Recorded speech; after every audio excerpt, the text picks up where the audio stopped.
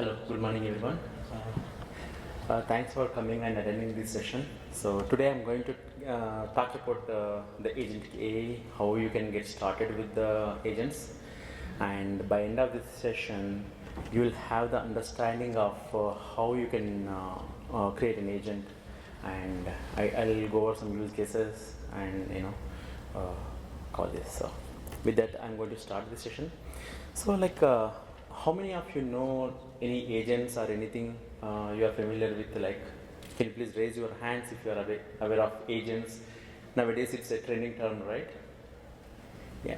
So if you see ChatGPT, right, LLM suite, that is one of the application that most of us we using in day in day out, that is built on agents. So if you see what are the agents, right? If you see this definition from Anthropic, and they say that agents are the ones that can involve multiple LLM calls and able to use the tools autonomously to accomplish some goals. So they also divided these agents into the two parts. One is workflows, another one is the agent. If you imagine a world, right? So if you want to define your system, if you are, when you are building when you are creating the architecture for your system, how can you make a system is autonomous? Now earlier world, like when we send a request to the REST API, we expect a response back. That is like so how you can automate this whole process, right? Even agents can take your work. For example, if you want to book a flight ticket, what if you have an agent that can take care of that? So in future world, all about is the agent. And how maybe you are going to reach out to the recruiters asking for a job, like maybe you can send your profile and it's a PDF and they need to go over the PDF and they need to understand. What if you have built a agentic system that answers the question on behalf of you? Okay, you just feed your data and you can share with your recruiter team, or maybe a technical person from a company. They can go and access your portal agent, and it can answer the questions behalf of you. So these are some of the use cases that as a developers that we can build. But if you see the enterprise level, right, there is like a lot of use cases that whole our industry is going through this change, and everyone is trying to build agents and how they want to interact with other systems, right? So now let me go how does it work, right? So if you see an agent, this is like in the middle there is a brain, right? It's a main component, and if you have a goal to achieve, it can be a building a system, building a resume agent, or it can be a complex system that you are building for your enterprise, right? So you should have certain goal what it has to be going to do, and then you will provide a proper prompts to these LLMs, right? Then you will attach that to the memory, because agents does not work without memory. If you ask a question and if you don't if you ask another question next, right, it will build the context. It will try to understand from where you are going and how so that it can respond back in better way. And like agents on the out of the box, they are not capable of getting the real-time data. For example, if you take the ChatGPT and if you ask what is the latest news about Microsoft or something, right? It cannot get the data, because the model is trained like a couple of months back, and it may not have the latest. So how the power comes, right? So if you have the tools, you can integrate to the LLM and agent. The agent can know when to call which tool. Based on the tool invocation, it will get the response back from the tool dynamically, and it will understand that. It will whenever, like, tool can be an API call, for example, right? So when you get the response back from the API, and these LLMs are able to understand that response and put it in a structured way, that is structured response, right? And it can be processed by another agent. So when you are building a single agent or multiple agents, right? So communication between these two agents are crucial, so that can be done with the memory and sharing the context and everything.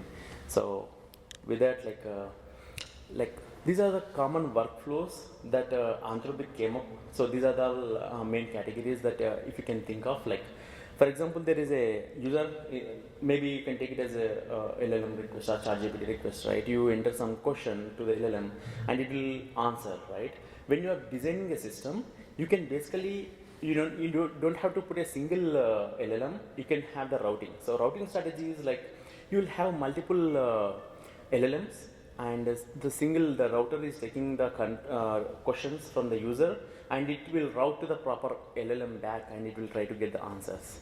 And these are again all are integrated with the tools, so they have the real-time data whatever you want to integrate with. And prompt chaining is another strategy where the output of one LLM tool is passed on to the another one, so it's kind of a chaining. And parallelism and evaluator optimizer, basically parallelism, right? You can call multiple APIs in the sequence and you will get the response. And evaluator is like, for example, you can have two agents from the different models. Sorry. Oh, thank you. So two agents you can build, and you can ask a question to one agent and you get the response back from that, and give that response to the another agent, and you can ask like, you can treat it as a judge, right? How effective is that response coming from the first agent? So these are all like kind of workflows, design patterns that we have.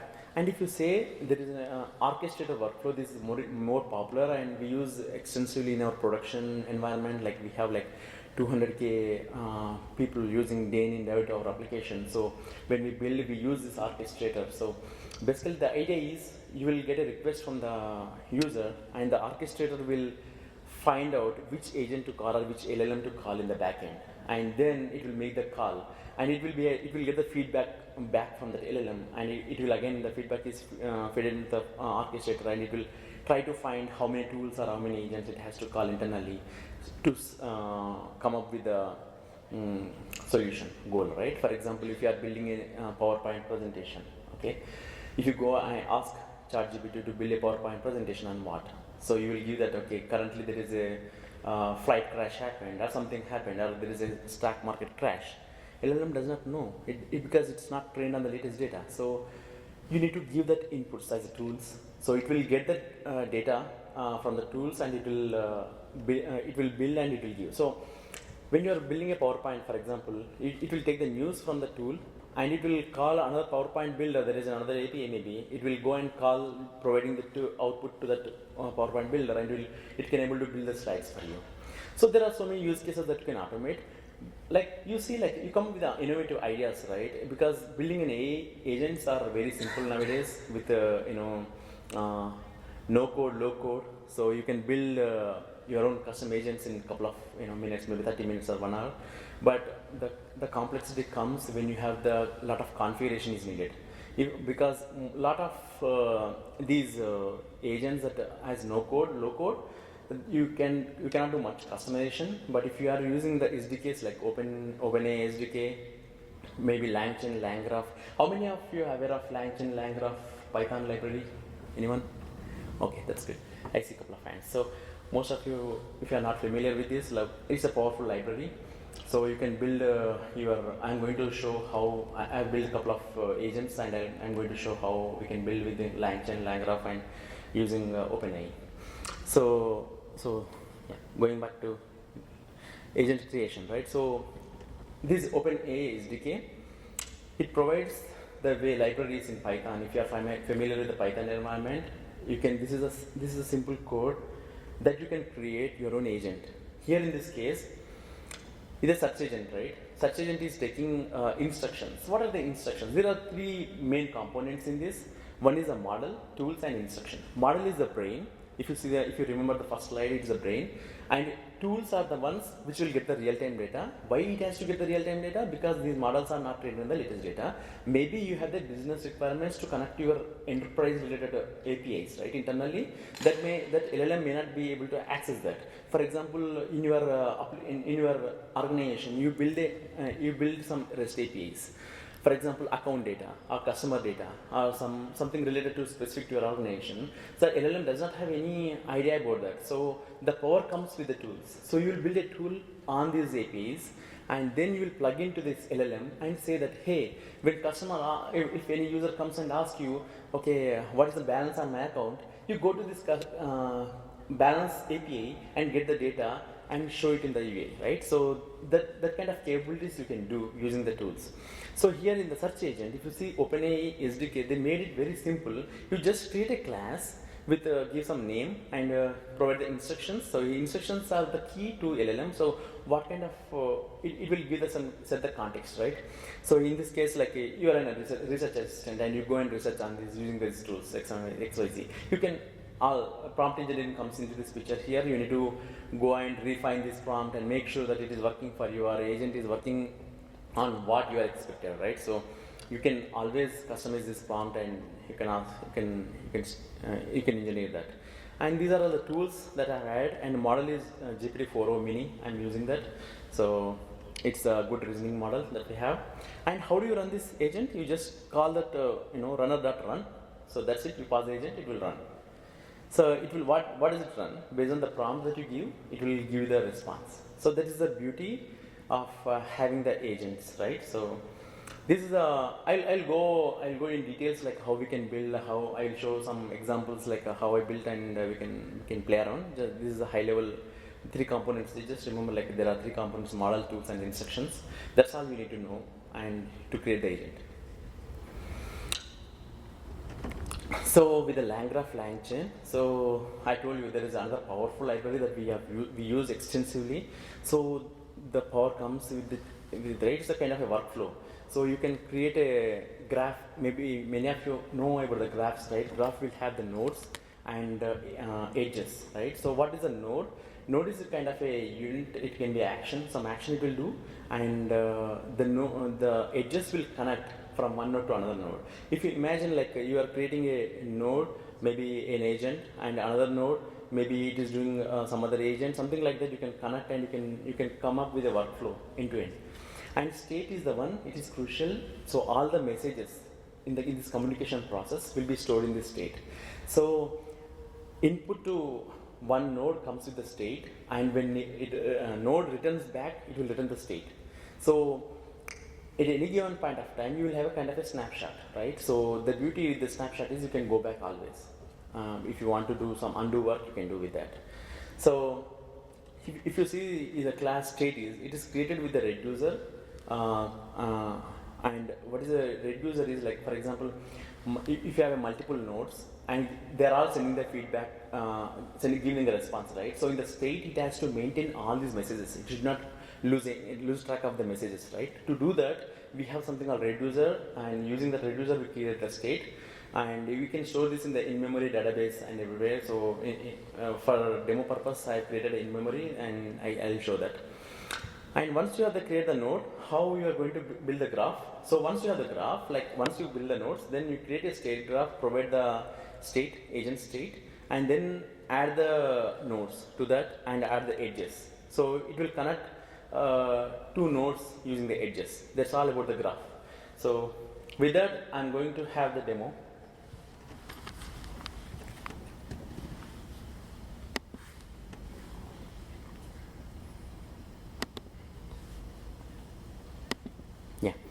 Yeah, as I said, like this is I have created this simple demo for this conference. So I created 3 agents, maybe a career agent, resume agent, and travel agent. I'm going to demo this career agent. Like it's basically it's deployed in Hugging Face.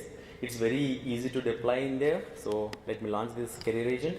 So this career agent is nothing but it's a resume. So if tomorrow if any recruiter asks me, can you please share your profile? I can share my profile very well, but I can also share this tool. They can go and interactively ask any question about me. It is going to answer. I don't have to sit there and answer the questions. If they have any doubts, they can come back to me always, right?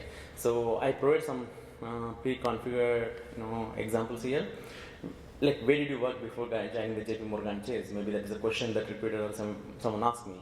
So this is able to give me the answer that is specific to me. How it is able to get the details, right? So that's what I'm going to show the demo.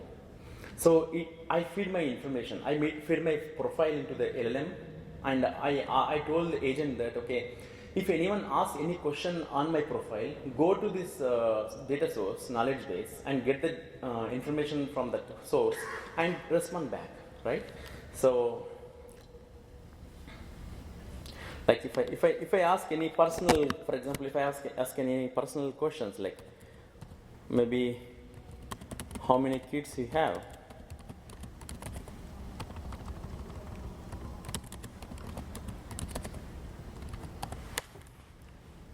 right? So it cannot provide that answer because I did not feed the data. But if it wants to connect, if the, you know, since it is LLM, it does not feed the data, it wants to connect with me. So it is asking, can you provide your email address so that I can connect with you? Maybe I can provide my email address for the demo purpose. I'll provide mine only. I have some.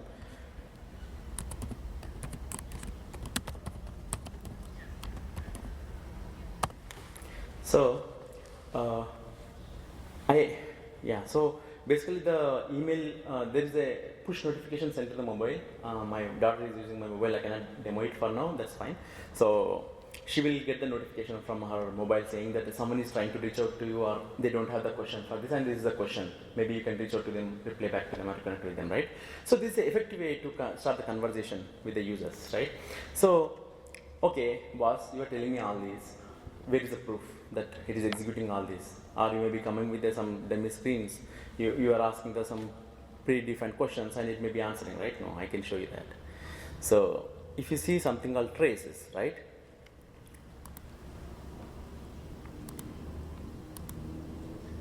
So this traces OpenAI SDK comes with the observability. So whatever the interactions, it is recording in these traces. So you can see what is the question is asked and how this is responded back. Yeah, if you see the instruction, so this is a system. I told you about that instructions, right? Agent requires some instructions. This is the instruction that I have provided. So I told him that like you are acting as a Seetaram. I am telling LLM that you are Seetaram. Okay, you are answering questions on Seetaram's website. Particularly questions related to my career, background, skills and experience. Your responsibility is to present my interactions on the website faithfully as possible. You are given a summary of Seetaram background and LinkedIn profile, which you can use to answer the question. Be professional and engaging, right? These are all the instructions we are giving to LLM. So you have to be very much customized. This is a prompt engineering. You need to tell how LLM should act, right? And this is summary I gave. This is the background. I provide all this background, what are the papers I have written and everything. So if you ask any questions onto this, it will be able to answer it. This is my project. I have included what I'm currently working on and everything. Right.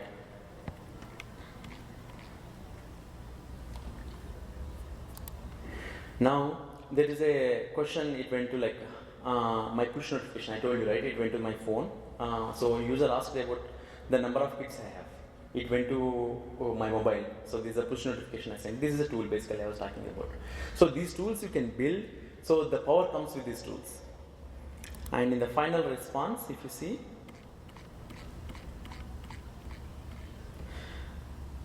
thank you for sharing the information. If you have any questions, like this is a last question. It asks the agent, right? So it asks back. So that is the career agent that I have built. And I will go over the code. This I built using the OpenAI SDK. Okay, let me go over the code and show you how I built that. And imagine like how many files I might. I think I opened this file. Can you imagine like how many Python files I might have used to create this application? Just guess. Wild guess maybe. One. Come on, you saw my file. Yeah, that's true, it's one. One file is doing all this work. See the beauty of the agents, right?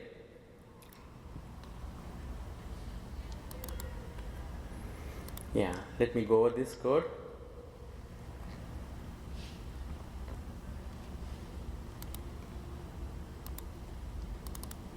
Yeah. So basically, if you are not familiar with the Python, so all the flow comes with the main, right? It's also same with Java, so it's a main is the main thing. So I created a resume agent. It's a class that I have created, and in that there is a create agent method. I told you about this. So this agent will take some. I put my name as a parameter, and I just created some name and GPT-4o mini, and I provided the system prompt. So system prompt is nothing but how I build the system prompt. I'm reading it from the file. So I created a file just for the readability purpose. I have created agent info. So these are all the instructions I kept in the file so that I can come back and modify it will be in one place. So I'm reading this file in Python, I'm loading into this system instruction. These are the instructions I have provided. Okay, and where I was, yeah. This is system prompt. I provided the system prompt, then provided the tools. Phone notification tool. What is this tool? It will send me a notification if something is like it is not able to answer the question. So if you see, this is a function tool. You just need to annotate with @ function tool. This is coming from the OpenAI SDK. So here it will push the user details. So if you see, it is capturing the user details. This is the Pydantic object. If you don't know the Pydantic, coming from the Python background, right? So Pydantic is a well-known structure, like how your data should look like. So I'm asking LLM agent to capture this user details. Right, it is able to capture the user details and sending that to the push notification, this method. And what it is doing in this push notification, push user details. So here I'm just it's a plain REST API, right? So I'm calling like push. This push is nothing but request.post. This is a REST API call. I'm sending this data. At the end, it's just a REST API, but it's powered with LLM now. So you see the beauty of this.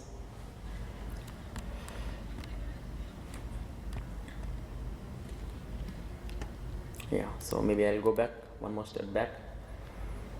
So this is a tool this is the agent I built. Okay, let me come back. This is the agent I built, and what I did. So I created a Gradio. This is another Python library. This Python is cool, right? It has a lot of library community support. You just go and ask, it will give you everything. So this Gradio is a library that provides a chart interface. Whatever you are seeing in the screen, this is chart interface created by this library. So this takes the chart bot. It has a lot of I think different patterns, but I have used chart bot. So it takes the input chart bot, and then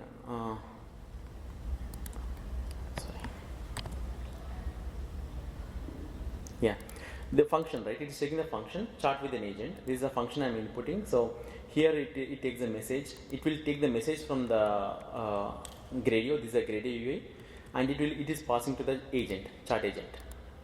So in turn, this chart agent, what does it do? It will get the history, what the questions it asked, and it will create the prompt for the agent to run. So this is what it is running in the background, run agent and conversation. So I'm sending a whole history with including my profile and everything. The message will go to OpenAI and it will send the response back. And this would be the final output, right? The result will have. So if you see the agent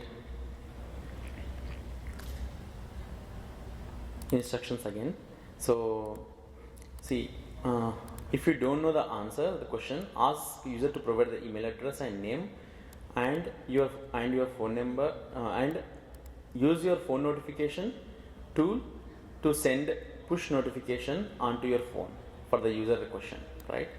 So this is I'm giving the instructions clearly so that it will understand what it has to do with that.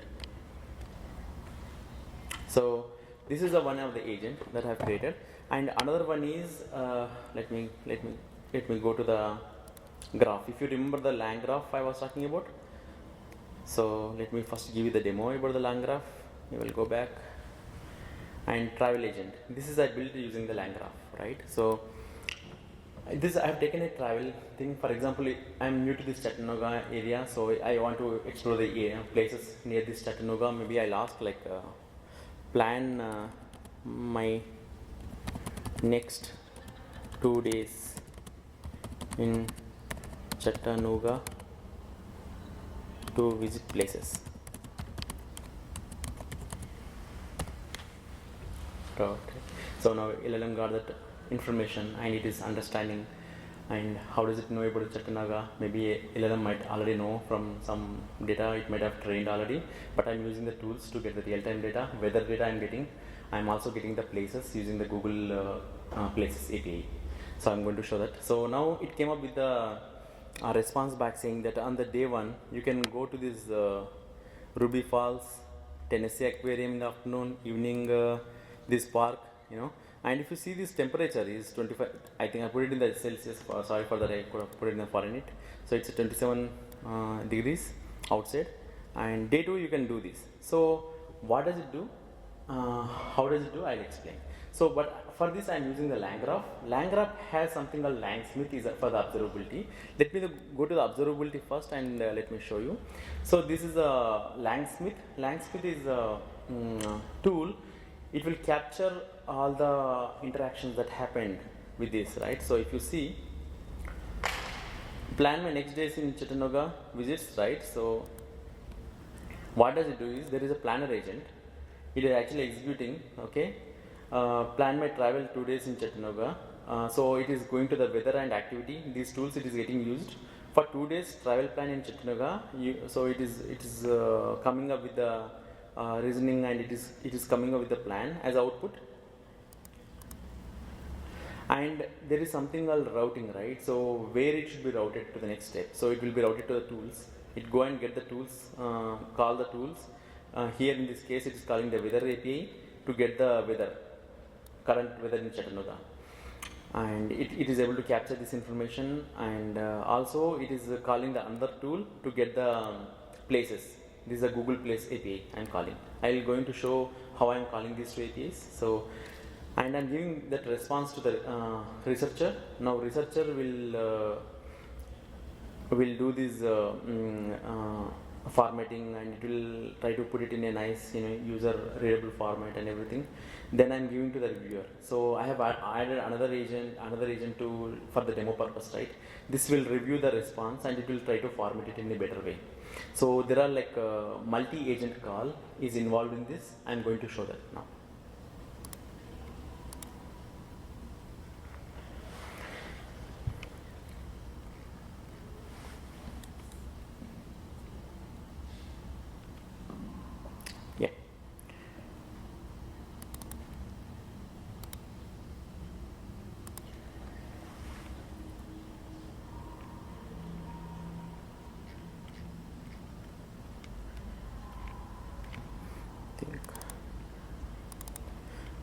Yeah, this is a chart method I have created in another file, just for the clarity. So yeah, this is a starting point. Yeah, here I am creating the graph, right? So how I'm creating the graph? So graph builder. So as I told you, this lang graph is based on the graph structure. So first you need to create the nodes. So here planner is a node, researcher is another node, reviewer is a node, tools is a node. So planner node is nothing but like a LLM call that it is doing. So if you see this LLM tool bound and invoking the prompt, right? So this is basically I am creating an LLM. I am getting the LLMs from here. So yeah. So this is a planner LLM. Chart open AI is a method that it creates a planner and researcher and reviewer. I am using the different models for this. If you see this, I am using the 4 turbo and 3.5 turbo. So these are the LLMs I am using. So because 3.5 turbo is cheaper one, so I just want to showcase like how we can leverage different models to do different tasks. So once I have these models created, so using the get LLM call, I am getting all the LLMs here, and then I am creating the workflow kind of structure here. If you see this planner, I created 4 nodes. Okay, how they are connected is through edges. So from the tools, I am saying go to researchers. There is a connectivity is there from researchers to reviewer and reviewer to end. So this will like if you see like it's workflow kind of thing. So input to output of the one node is input to another node. So that is how it goes. And there is something called conditional edges. Sometimes planner has to go to tools, or sometimes it might go to the researcher, because after planning, it has to go and get some data, right? So it may call tools and then it will send to the researcher. So that is the flow happened here, and this is a node I have created. Then yeah, let me come to the each of the node instructions, right? If you see, this is a system prompt that I have given. So this is a useful AI assistant. You need to come up with a plan, and you can search the weather and activity. So how it does the searching using the tools. So I am binding the tool here and invoking the agent. So what are these tools I created? There are 3 tools: tool for search, weather, and activity. So if you see this weather, right? So this is coming from here. It invoked weather API. So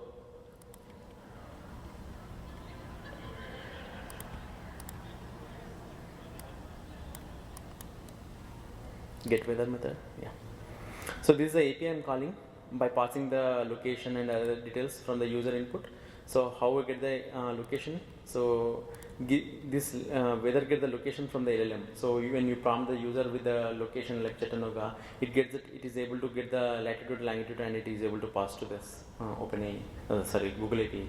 So it's able to get the real-time weather data.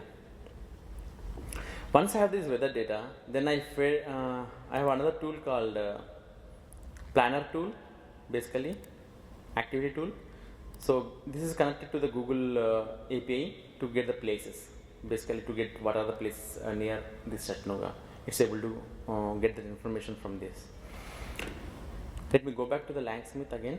So if you see, this is the tools I executed, and it got the input as Chattanooga, and it is able to get the information from this API. And also there is a activity. So if you provide this Chattanooga, what are the activities it can do? So it is going to get all the details like Chattanooga Zoo, Park, and other stuff, aquarium, all this, right? Once I have this, I connected to another nodes using edges,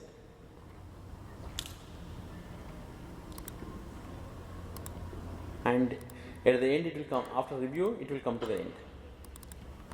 So if reviewer is the final step, and if you see the model here, GPT-3 Turbo, it is getting used. So LangGraph is a very powerful library that you can use to build agents, right? Yeah. And another thing I want to show is like where I deployed all this, right? I deployed in Hugging Face. Sorry. Yeah, so these are the spaces that I have created. There are 3 spaces. One is a career agent, another one is with the travel agent plan. So with Gradio, whenever you build the application, whenever you run the application, it will ask you, do you want to deploy this into Gradio? Or you can write a simple command. In one command, it will try to go and deploy, right? I will show you that. Gradio deploy. If you just say this, it will go and deploy your application, whatever you built in Python, and it will store it. It will keep it will give you the URL, running URL in the cloud. Okay.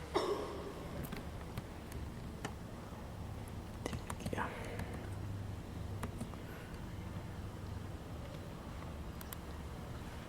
Let me go back to the presentation.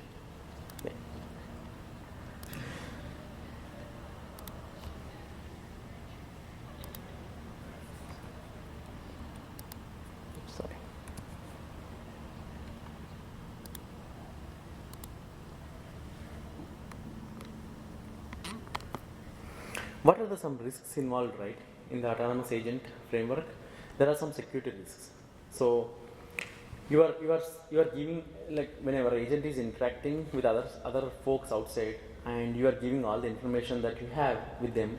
Maybe if you are building an application, that there is a sensitive data that you have, and when users are trying to ask a question, and it maybe answer the sensitive data that is not supposed to share with anyone. So that is one of the risks that we have. And when we are creating, how do we remediate that? When we are creating, we should have the guardrails. What are the guardrails? Like Guardrails are kind of a security checkpoints where agents can be added, like in the OpenAI SDK or LangGraph. There is a concept called guardrail. You can just go and add an agent kind of thing, so it will check before it even sending the response back. So that's one of the thing. And if you see the hallucination, right? Imagine if one agent is hallucinating and giving the response to the another agent, that will add up, it will multiply, right? If by the time it go to the third agent, it will be like super hallucinated response. So there is something called hallucination check that you can do. There are like OpenAI and all these out of the box, they are giving the capabilities, and like in the real-time production environment that we use, right? We deploy in Microsoft OpenAI, we call using the OpenAI, right, from Microsoft. So that come up with the guardrails. So security guardrails. For example, if some SSN information you are not supposed to share. So right, these kind of guardrails it can have. And hallucination also you can configure in the OpenAI. So these capabilities are there out of the box. Or you can customize, you can add your own checks. And autonomous, right? So basically, since it is autonomous, for example, if when you are building two nodes, one is doing the research, another is reviewing it, and research is giving the feedback. Research is doing the research and giving to the reviewer, and reviewer is giving the feedback to the researcher, and researcher it may go on if it is not controlled in proper way. So somewhere you should break it when you are designing the system. Otherwise, it may increase the cost. Like you just create a bad agentic system design, then when you deploy, it may increment the cost for you. So you have to be cautious about that. And operational risk is there. So like it happened with me for this demo. I just spin up, I forget, and it was keep on running in the backend because of some bad loop.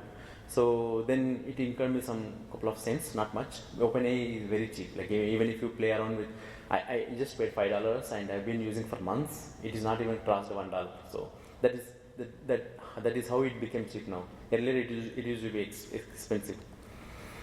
And at the end, like I would like to thank all our sponsors who supported this conference, help giving the platform to present for me, and you are all coming from different parts, right? So thank you for listening, and thanks for that. And also I would like to thank organizers, especially Brandon and Melissa, who I was interacting with them closely and taking care of logistics and everything. With that, I am opening up for Q&A if anyone has any questions. Or I will be here, you can reach out to me if you are interested to create your own profile website. I can help you. You can create, today you can create a application and you can deploy, you can have your own URL. I can set up that for you. Yep, with that, if no more questions, I'm happy, I'm scared. Thank you so much, guys.